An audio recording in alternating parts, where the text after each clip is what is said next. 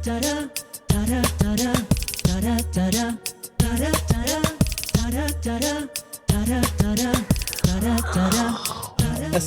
alaikum and welcome to Behind the Blind. This is Nadir. And this is Yadira. And that's Yadira. What's up, Yadira?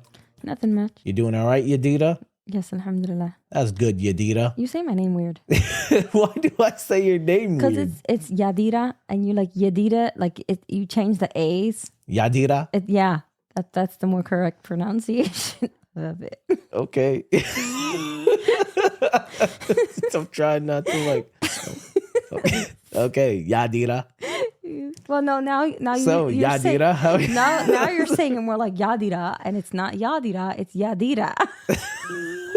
That's okay, honey. That's what I said at first. I said Yadira. No, see, the A is Yadira. There is no or I'm trying to Arabize your name. Right, it's an ah. Yadira. Yadira. There we go. Yadira. Yes, that's the more. I'm just gonna call you Dita. Yeah, that's it. That's why you shortened my name. That's what I've been. Yes, that's why I do that. Because you can't even pronounce your own wife's name properly. You remember?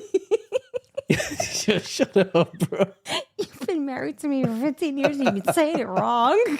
Married for 15, knowing you for 20. Right, and you've been saying it wrong. I've been saying it wrong this whole time. Yeah. What a revelation. Great. That's like when you say sazon. Say sazon. No, I'm not going to say it anymore. I'm not going to say nothing anymore. That's it. I'm silent now. I'm just going to be silent for the rest of this show. You can't podcast like that. Anyway. You talk. I'm going to be on mute now.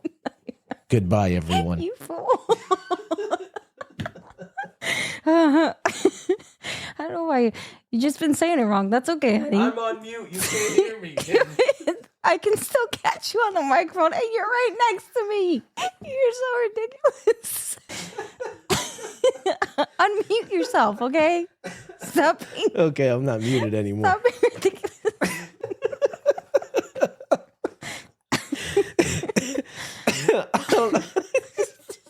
It's a terrible way to begin a podcast. Oh God, I can't stop laughing. Oh God, you're so childish. Let me tell you. It's not my fault. You can't say my name. Okay. So.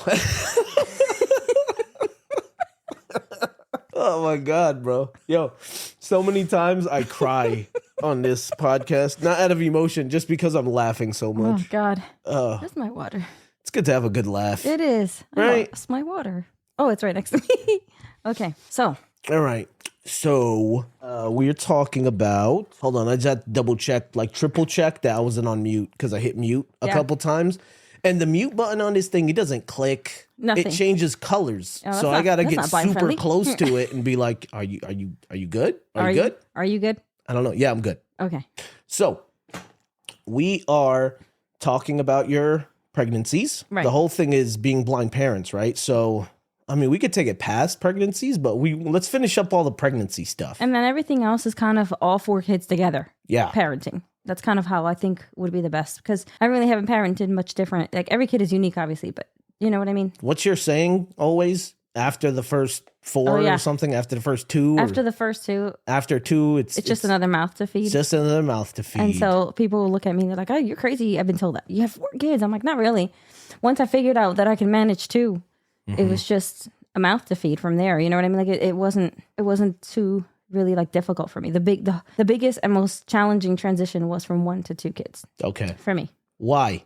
Because I had to figure out how to be. Because we just left off the second. We just talked about the so before second one being born. We can get into that before Suhaylah. Sure. So because I had to figure out how to be in 2 places at once, how to be needed by more than one person at the same time. So if the baby was crying, but my 3-year-old needed help at the potty, I had to solve both dilemmas at the same time. And so that was the most challenging transition, was from 1 to 2. Once I wasn't home for a lot of this. No, because you had hours and hours of work and commute. Oh my God, the commute. So I had to do this a lot on my own. So that was not fun. No. Commute was and not once fun. I figured out that I can manage this, adding to, babies number 3 and then number 4 was just, I had already figured out how to do that. So not a big deal.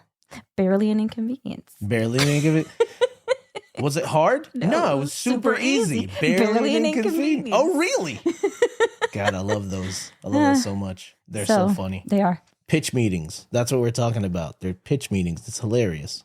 Yeah. Anyway, So okay. So let's talk about Suhaylah. right. Let's go down the Suhaylah road. So we'll do the So next at that two point, babies. how old is Hold on. Nurhan We'll and recap Abdullah? real quick. So we'll do the next two babies real quick, and then I'll go back to what it's been like being the perspective of others as us as blind parents, and then how it's actually been from our perspective. Yes. Okay. That sounds good. Yeah. So Suhaylah, so the boys are not quite 3 years apart.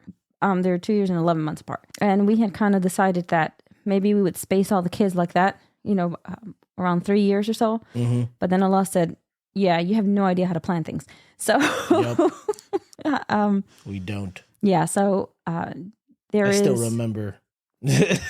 There is a very, Suhaylah and Noah are only 2 years and 2 months apart. So they're, at one point I had 2 kids in diapers at the same time. And I nursed while pregnant for, I think pretty much almost all of the kids for a little bit of time. Suhaylah's pregnancy, diabetes again, but this time again, just like with Noah, diagnosed, really good care, same hospital, same doctors. I did this for the other 3 kids. The team was really good, both at my OBGYN and the maternal fetal, or as I call them, the obgyn. And the maternal fetal, which is the like the high risk. And that's center. legit, right, wife? I did not just make that up now. You do. I used to always say, yo, we're going to the obgyn. You're right. All the time. So and I made it to almost every appointment. He did, mashallah. He was really supportive. Listen. I'm really involved. I'm great when it comes to that stuff. And still is. Alhamdulillah.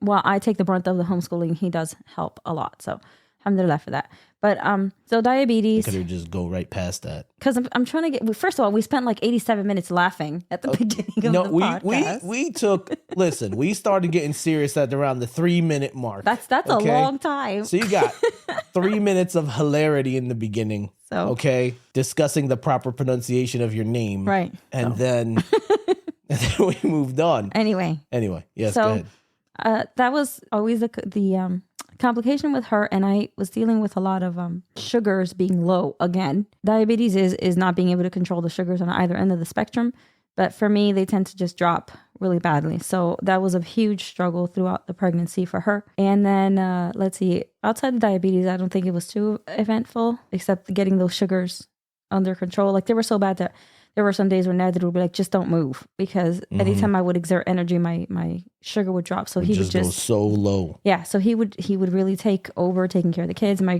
grandmother did live upstairs for me. So when days that came like that, she would watch the boys. And then everybody would just, between Nadir and her, they would just bring me food to where I was sitting, like on the bed or whatever, because the sugars were really, really bad. And so I would try to do stuff and my sugars would drop. I would try. It was just bad, particularly with that specific pregnancy. I don't know what it was. But fast forward to when I'm going to have her, it was already towards the end of the pregnancy. And I remember it was a Friday and I woke up and my babies have always been really active, and Suhaylah wasn't moving, or she was barely moving. And I was like, this is pretty odd. And then I called the doctor and they were like, well, you could be preparing to go into labor, and the baby's kind of just, that can happen sometimes where they'll just slow down and then you'll start labor. So we kind of left it at that. And then I started contracting really bad. So I was just assuming this is it. The next day, Abdullah had a karate match, and we went to, it was at the masjid, wasn't it? No, it was not. No, it was not. That's right. It was at some gym. Some school gymnasium that we had to. Something. That's right, because we took a cab there. Mm-hmm. I think we left Noah because he was little. Mm-hmm. And I think my grandmother stood with him so that you and I can go to the karate match with Abdullah. So we were there, and the whole time I was contracting like back to back and really hard. And I remember telling Ned that I think when we leave here, I'm going to go get the bag ready and we're going to have to head to the hospital because it's really bad. And I'm not feeling the baby move much. So I think we're ready. And so I get home and I prep everything and I'm getting ready to go, and the contractions just stop completely. And then the baby she's not moving or barely moving. By Sunday, I couldn't feel her. And I think on Friday, not only did I call her, I went in. I remember this now a little better. I went in because she was moving, and then that's when they told me, well, she wasn't moving. I'm sorry. And so it could be that you're going into labor. You are contracting. They did the whole stress test. They were checking my contractions, and they got her to move because they put this little thing that vibrates onto your stomach, and it kind of stimulates the baby. It startles them. And then they got her moving. So, and they were like, you're probably going to be starting labor. So just keep an eye on that. But by Sunday, she was she was barely moving, and it was getting scary. And I called in again, and they were like, well, if you wake up in the morning and you don't feel her moving, you have to come in. You call and then come in. So Monday morning comes, and I get up, I eat something, and the baby's still not moving at all. And I wait like another 30 minutes, and then I'm like, I have to call the doctor because something's very wrong. Like the instinct kicks in, you know what I mean? Mm-hmm. So I call my doctor and I'm like, listen, the baby's not moving. No matter what I do, I drank water, I'm moving around, I'm trying to like mess with my belly, and she's just not moving at all. So they were like, okay, you have to come in right now. This is an emergency and you have to come in right now. The thing is that there was an ice storm going on. Oh yeah. Oh my God. She was born. All of these crazy She was things. born in a record-breaking winter in New Jersey. Mm-hmm. This winter had broken records for being the coldest and like the iciest. It was just horrible, horrible winter. And so the day that I have to go into the hospital for an emergency or into my doctor's office first. There's an ice storm going on and it is bad. So getting a cab took forever. Again, pre-Uber, and I left the boys with my grandma and. I left them, but this time it wasn't like when I fell off the train. It was more like I may not come back tonight. Like I may end up having to go give birth. So that was kind of expected. Mm-hmm. But I should have taken my bag in retrospect, but I didn't. I came back for the bag. You did. In the ice storm. You did, because that ice storm lasted all day. Mm-hmm. So we get to the doctor. They run the stress test again. The little thing to vibrate my stomach. It's not working. Nothing's working. And the contractions are going, but she's just not moving at all. And then they check her heartbeat and it's dropping like drastically and quickly. So they're like, you have to go to maternal fetal. So from there we go to the hospital and I go to maternal fetal and they do all the same things again. And then they do the ultrasound, because at that doctor, they didn't do the ultrasound, but here they have the equipment. So they did the ultrasound and they find that she's not breathing in utero. Like there's no oxygen going to her. And they're like, you have to get an emergency induction. We have to get her out, because if we don't, we don't want to talk about that. Because that scenario, she has to come out. And now the thing about it is that this is so ridiculous. It was the day before I turned 38 weeks or something like that. Mm-hmm. And so technically I wasn't full term, so they had to get like authorization for it to proceed with the induction. Thankfully the doctor was like, she called up and she's like, I don't care. I'll send the paperwork afterwards, but we're sending her straight up from here, and we're wheeling her up into labor and delivery, and you need to induce her labor now, because there's no way around this. Like, we need to get it going. Thankfully, by the time I got up and they gave me the Pitocin and everything, I don't know what it was, but it kickstarted the baby and her heart started to stabilize and things were better. I don't know if my labor just stalled and it affected her or whatever it was, but once they got everything moving, everything was fine with her. So they didn't proceed with like a C-section, because they were just monitoring her to make sure that her heartbeat was fine and that she was doing okay. So the Pitocin is crazy. As always, I've had Pitocin for all four of them. A couple hours in, I did get an epidural again. And by this point, though, I'm waiting, and the ice storm is just not abating. And I'm like, I tell Ned that I'm like, you're going to have to go back home, get my bag, which is not packed because I procrastinated horribly. Is this the doctor that did the epidural with the funny story? Was it this one? Yes, because you were in the room for Suhaylah. You were in the room for the epidural for that. That's right. So yeah. So why don't you talk about your epidural during this one? Because it's childish. That's but why. It's great. Childish is hilarious. So go ahead, talk to me. So I go to get my epidural, and usually they have the husband step out, and the nurses are the ones that help you, and they're at least in my experience with this new doctor and stuff, they were great. And so actually the labor and delivery nurses for Abdullah were actually not bad either. But anyway, it was just the post. It was ones. Yeah. Those were horrible. But anyway, so we get to me having to need an epidural because 4 hours in, probably more than 4 hours by this point. Suhaylah's hour was not nearly as long as Stella's either. So and I had the baby not too long after the epidural. My body just relaxed. I would say about 5 hours in, I finally got the epidural. Nadir is outside, and the nurse is hugging me with that, and she has the pillow so I can lean into it and stuff. And so they're getting everything prepped and stuff. And my anesthesiologist just lets one rip. She just farts.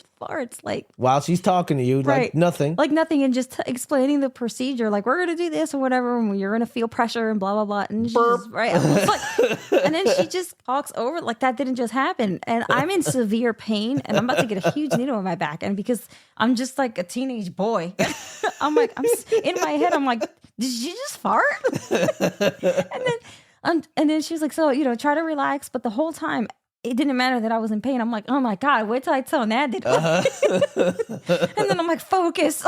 It's like telling myself to focus. Because I'm like, But she just kept talking over that like she just didn't do that. And I'm like, I understand she was trying to be professional, but I am not professional. I'm the wrong person to have around that. Because again, I'm just a big child. And so that happened. Yep. And so you come in and I'm like hysterically laughing because I had to hold it in and that made it worse. But it looked like I'm crying. And you're like, oh my God, what's wrong? And I'm like, no, wait, I have to tell you something. I'm not crying. I'm laughing so hard. And so then I tell you and then you laugh. And then, you know, it was just really funny.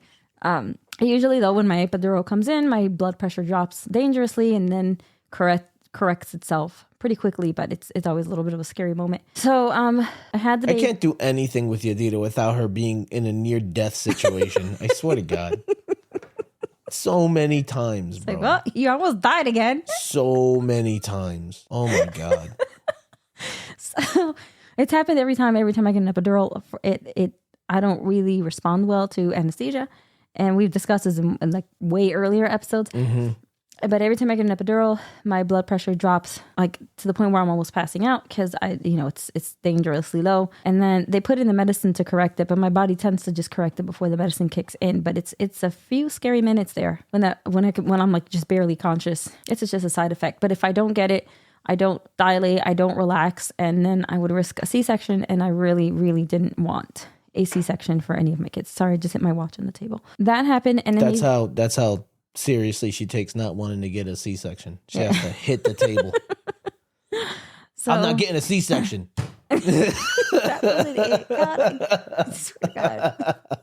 I can't deal with you. So the baby was born very healthy. You should have a counter. How many times you said I can't deal with you throughout throughout these 15 episodes. Right. I think it's episode 15. Something like that. Yeah. Whenever I uploaded the website I uploaded through, you hear Hazel in the it's background. it's like put an episode number. It's like, for reference, your previous episode was number this. I was like, oh, okay. It's so like, now I know the next one. Because it knows. It's like, you don't know nothing. Exactly. So, alhamdulillah, the baby was born healthy and no complications once that happened. I did have once we made it to the mom and baby, which is like the, postpartum area. I did have one nurse who kept insisting on bathing the baby, and I just didn't want to because there's benefits in not bathing the baby right away. And she kept insisting and badgering me. And Nadir was sleeping by this point because he had been up. It was just crazy past couple days and hours and stuff. And I was just up because I was nursing the baby and, all the mom stuff. And she just kept insisting, and I kept telling her no. And at one point, she just wore me down. Like, it was insane how much she kept putting that pressure. And then at one point, she kind of almost grabbed the baby in my hands. And she was like, well, I'm just going to go bathe her for you. And I'm like, but I really don't need you or want you to do that. And she did it anyway. And then And they had us in a small-ass room. Right.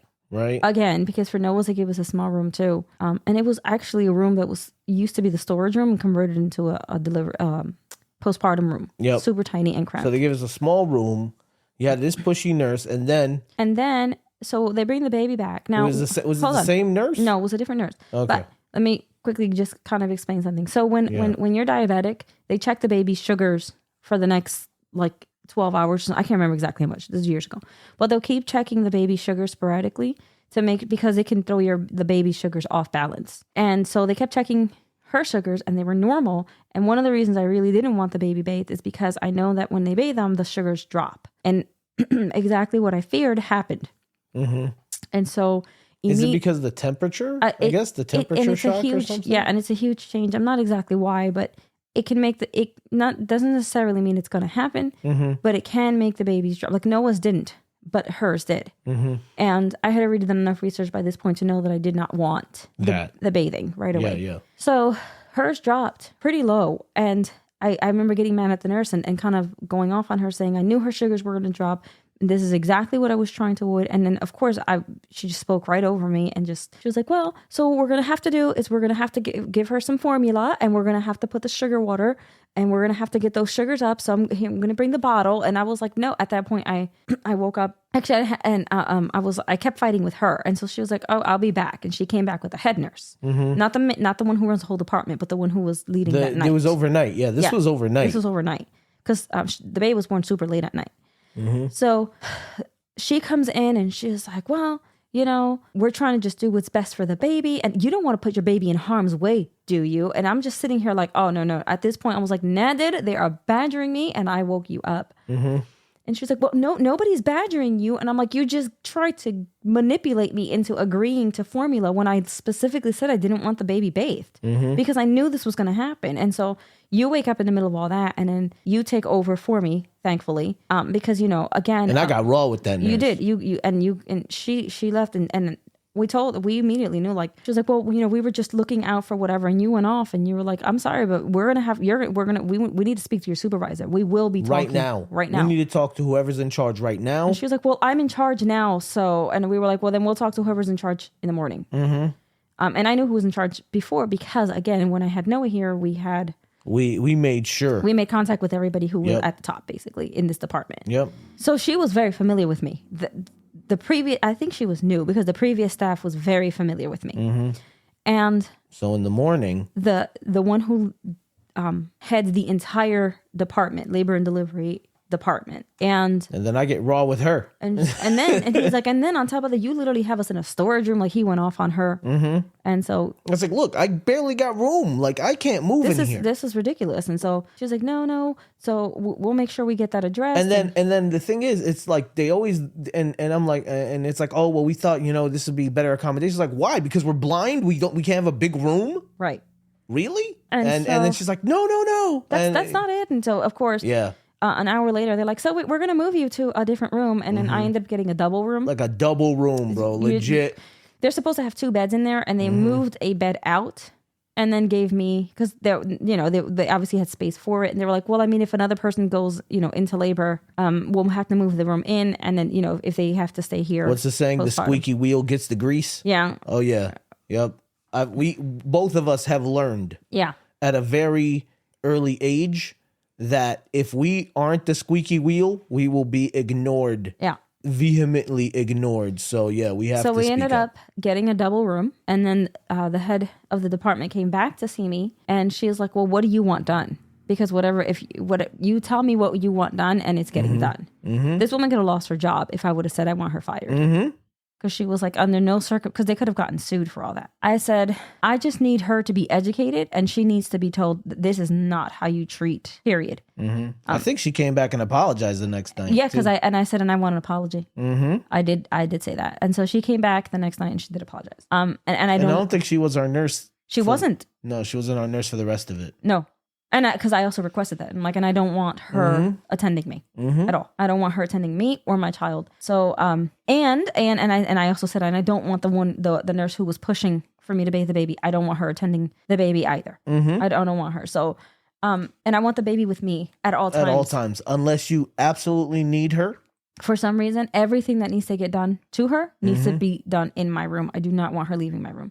So that happened. Alhamdulillah, and I was treated a lot better after that. Mm-hmm. And then, alhamdulillah, we got to go home, and it was just a lot. There was no more ice storm. It was freezing, but no more ice storm. And a much better, time with that birth than in the previous times, I guess. You know what I mean? No, but there was still issues, though, right? Always issues. There was always issues. Those nurses had no reason to behave in that manner, to be so pushy. Whether I'm disabled or not, it shows you the culture that kind of exists in these areas where mothers are being treated. Once you have a baby, it's like you don't even exist anymore. And the thing is, you're mistreated. You're super vulnerable, right? Yeah, absolutely. You just had a baby. They take advantage of that vulnerability. They really do, and they push you around. They speak to you in all kinds of ways. They ignore you when you say you're feeling certain things, or you need certain things done, or you want certain things, and you're just completely ignored and devalued. And whatever you have to say, it's like you're nothing more than just a vessel. And exactly, and it's disgusting. That culture is absolutely disgusting. And then you add on the layer of disability, and it gets worse. Exponentially worse. Yeah. And wife, check out my big words. I know. I'm so proud. That's right.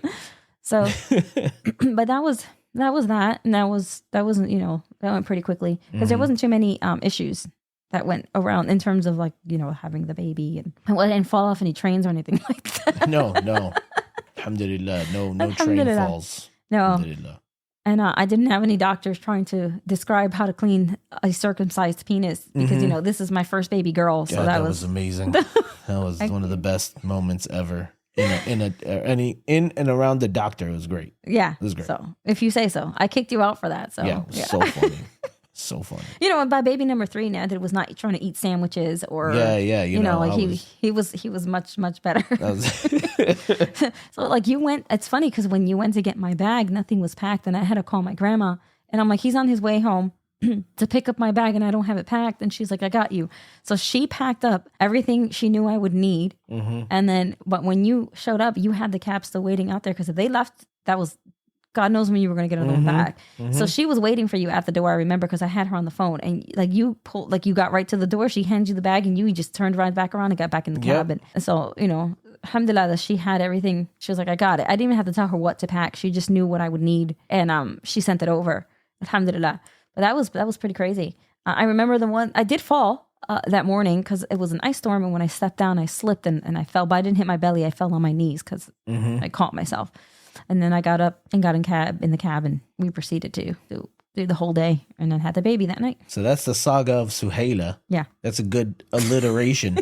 Telling you, man. I'm like lingo. Yeah, I'm like lingo. If I spill water on you, though, are you gonna crash? Lingo is ready. Are you gonna crash if I spill water on you? Maybe. It's a good chance. It's a good chance that I'm not a party robot. It's a good chance. So yeah. Anyway. Yeah. All right. So I got the Simpsons reference in. You did. Boom. You money. Did. All right. So we got. I don't know. We've been doing this for like a good half hour right now. Mm-hmm. So I think we could get Sumayya in. Yeah, hers was pretty simple too. Yeah. All right. So we're 3 in. We're 3 in. The girls we're 3 deep. Wait. We gotta talk. Wait. Go ahead. Did we told the whole story of Suhaylah, right? Yeah, we did. Oh, let me backtrack just a little. What do you mean the whole story? The lead poisoning. Yeah. When we talked about this. Let me backtrack a little bit. Yeah. So while I was pregnant with Suhaylah, my first guide dog Andrea, had deteriorated considerably, like really bad, and this was very early on in the pregnancy. And so she had developed lymphoma, and she also had severe food intolerance, so she was allergic to everything she ate. And so she could only be on a specific, like, prescribed dog food for about 6 weeks, and then I would have to change it out because she would get allergic to it and get sick all over again. Mm-hmm. So that was going on for a while, and it was really stressful. And then we got to a point where she got so sick, like she wasn't even getting up. She was hiding under my bed, and I could only get her to eat tiny bits of, like, boiled ground meat from my hand. Yeah. She would only take 2-3 bites. She didn't want to drink water. And so she had like a whole day of that. And I remember I sat with her and I was just really just crying and really upset. And just, I knew I had to let her go at that point. I think you should explain this a bit because, we have a majority Muslim. What is going on over there? I don't know. My watch is being annoying. Everything's talking. Okay. I turned off voiceover. So unprofessional. I know. I said I was not professional at some point when I laughed at my anesthesiologist. So look, we have a predominantly, of course we have a big Muslim audience, right? And plenty of them are born Muslims, right? Probably have never owned a dog before in their lives because the stigma against dogs, right?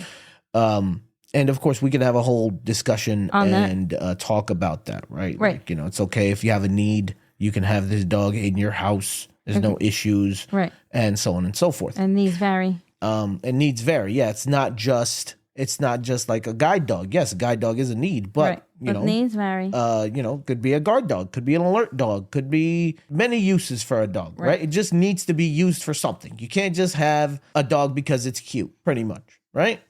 A lot of people have not had that, but I'm sure plenty of people had pets, right? So kind of explain the relationship you had with Andrea and why this affected you so much. So people can kind of understand your point of view, right? So, because this is even deeper than a pet. Let's say you had a pet cat and you had this cat for 10, 15 years and then it got, a lymphoma and got sick and all that. And you're going to be sad because your cat, you had it for 15 years, but explain the relationship here.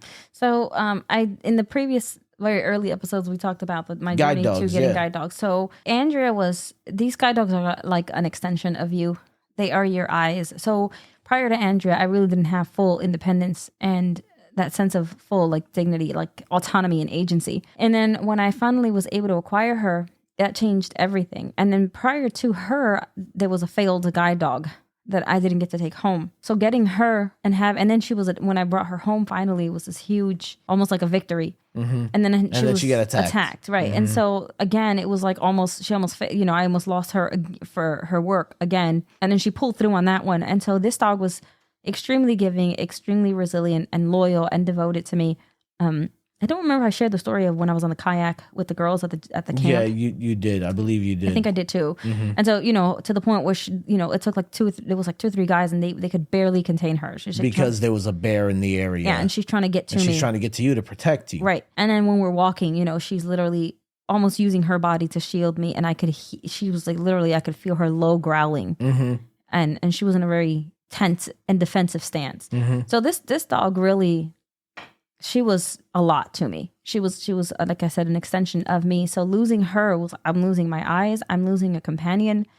This dog got me home safely for an assortment of reasons. On more than one occasion, she kept me from harm. And so losing her was a huge, devastating blow, because it wasn't just like, well, I love my dog, and I do love dogs. I'm not gonna lie, and I love dogs. Yeah, and I grew up with dogs. I don't remember a day not having a dog. So, my earliest memories are of a little black poodle named Suki. And Suki hated me because I was like, you remember like Tiny Toons and Elmira? I was Elmira. I'm gonna love you and squeeze you. Yes. I was her. And anywhere I would find that dog, no matter how much she was trying to hide me, and I would just pick her up and love her and squeeze her and kiss her and hug her. And and she was going to love me whether she liked it or not. Mm-hmm. And Suki was an old grumpy poodle, and she kind of just tolerated me. She never bit me ever. And she was just an old grumpy poodle. She's a little black dog. And I loved that dog. That was my first like recollection of a dog.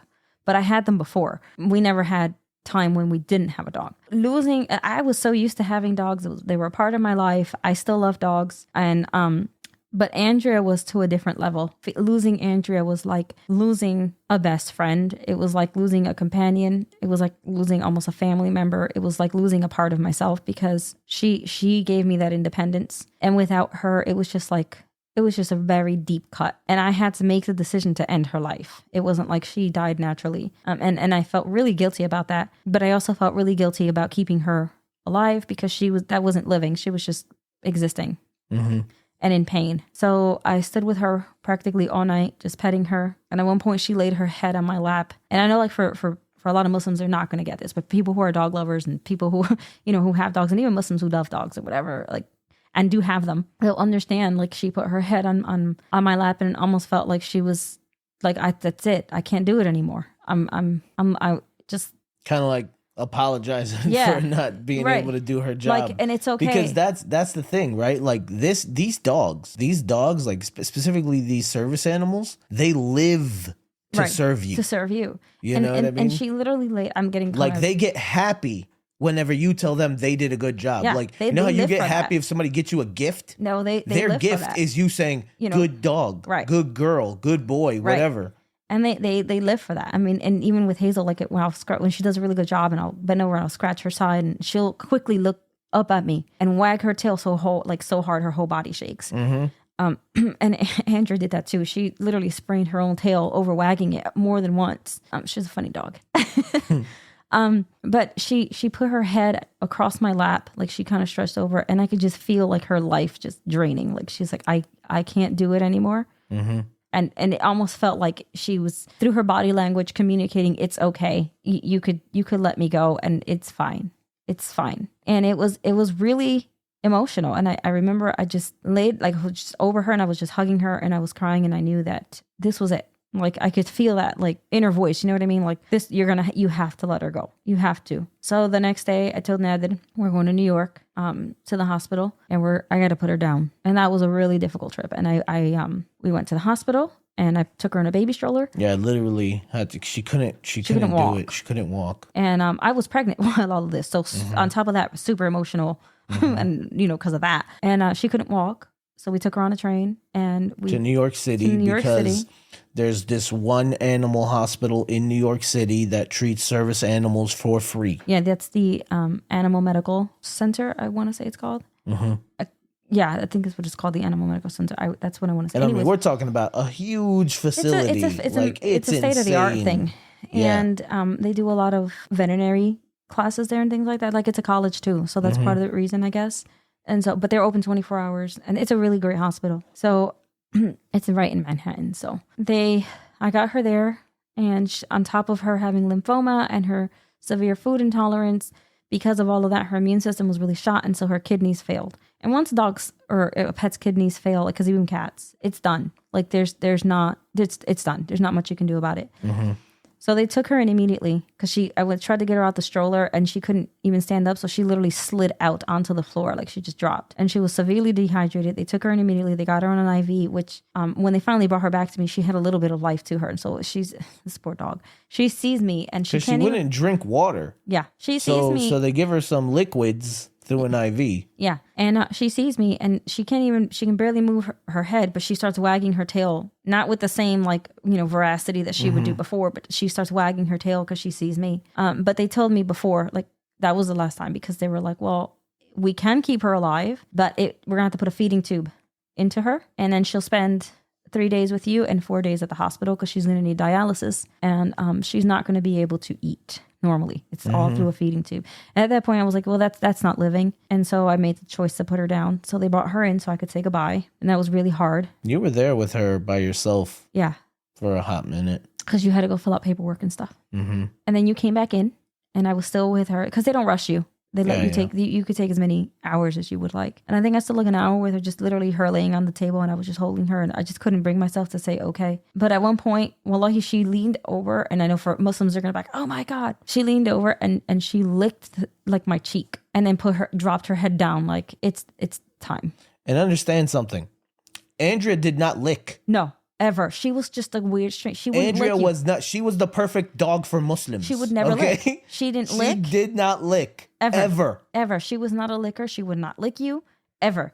I love that dog for that reason. That dog did not lick. But she leaned over. And like I said, I'm of the opinion that the dog saliva is not najis, right? Which is the Maliki opinion that the whole dog is pure. So for those who say, oh, it's a minor opinion, no, this is a major school of thought that everyone agrees it's a major school of thought, so we have to accept this opinion as a valid opinion. Right. So you may not agree with it, but you got to accept it as a valid opinion.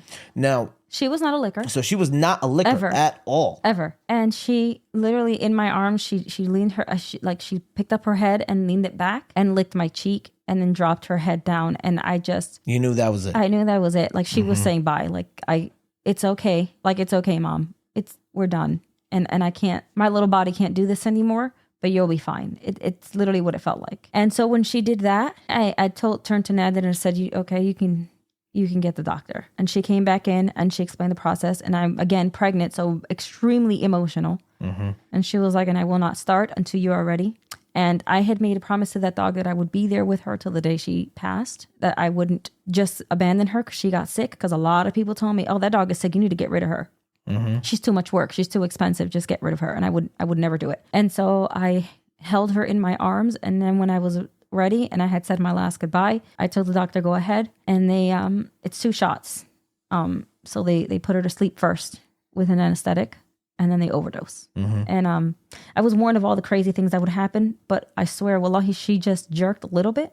Like she had a little, like a dream, and then stood perfectly still. And it was very peaceful. Like that was it. It was done. And I stood with her just with her body, because I couldn't bring myself to just leave her. It was really hard. And I stood with her like another 10 minutes or so. And then I pulled my arms out from underneath her and I left her laying on that table. And I donated her body to medicine because she had so many issues. It would help to maybe cure or solve or find the treatment for that food intolerance and for all the illnesses that she had for other dogs and other animals. So that's what I did with her.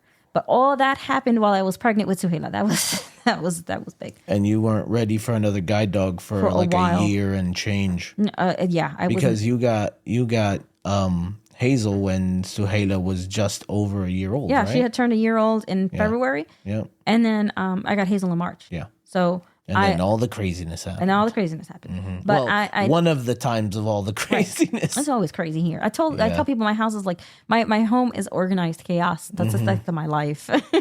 SubhanAllah. But that's during that time, I think that was the most emotional thing I dealt with. And then of course, leading up to almost losing my baby, and that was way more emotional and dramatic and scary. But those were 2 big events, obviously the birth of the baby herself and And then losing my guide dog, and I wasn't ready to move on. I grieved. If I talk too much about it, I still choke up. Yeah, I could kind of hear it. Because you never get over it, really. You just learn to live with it, and you miss him. You never forget it. And it'll be the same thing with Hazel.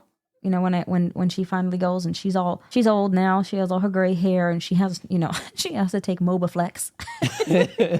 She's still going though. She's still going. Mashallah, alhamdulillah. She has to take her medicine for her joints because they're all stiff. And alhamdulillah, we decided way earlier to put her on a sensitive stomach, because she was also kind of showing me some signs of some stomach sensitivity. And the thing is, because these dogs are very much so bred from like the same dogs.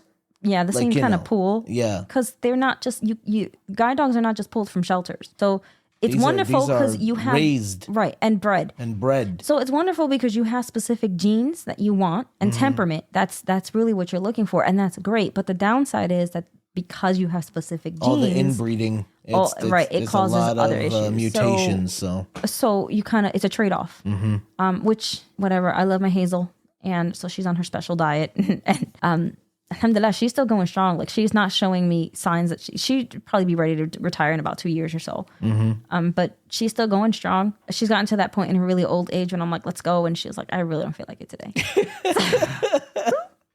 So she's like, come on, dog, we gotta go. Right. Once she's in her harness and she's ready to go, she's excited and she loves it. But like initially, she's like, I am old and I'm done. I just want to sleep. I want to sleep and have some snacks and rub my belly. You know? But yeah, that was Suhaylah's pregnancy. And that's it. We'll leave it there because we're at 46 minutes or so. All right, then. Well, then we get Sumaya on her own. I mean, for anyone that's like, wait a minute, that's not 46 minutes. It's because I run it through a software that kills all the dead space. So yeah, we lose like 5 or 6 minutes. Yeah. So yeah, what do you think? I'm a master editor? I'm not. I just find tools to make my life way easier. Yeah.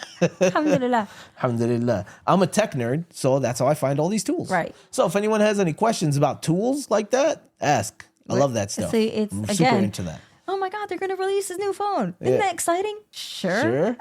That's me. I'm the sure. I'm like, yo, wife, let me tell you about this awesome software. And I'm like, okay. Okay. He's like, isn't that great? I'm like, yeah. Okay. So let me tell you about this this article I read or something. Right. Let me tell you about these cool school supplies I see. Anyway, so let me tell you about this or that. And so sometimes the funniest is when we will simultaneously run our own conversations. Yep. I'm telling you one thing, you're telling me something completely different. Right. And it's going. It goes for a good 10 minutes. Right. And we're like, And I don't think at the end we don't really know what the other one was talking about. And it's but funny. We're both still there for each other. Right. It's just so funny. Alhamdulillah.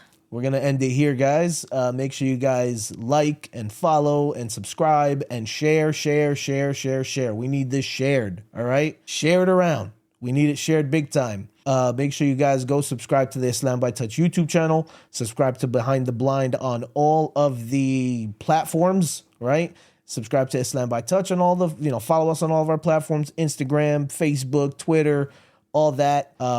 Yadira has somewhere you could follow her, Dita. At Always Yadira. Yep, at Always Yadira. You almost got it. Because she's almost Yadira.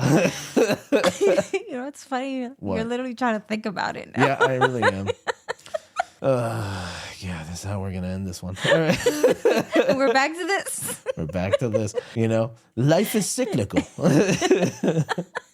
Okay. All right. Anyway, guys, thank you guys so much for staying with us, for listening, for being a part of this, for being a part of our family. Make sure you guys tune in next time where we take you behind the blind. Assalamu alaikum wa rahmatullahi wa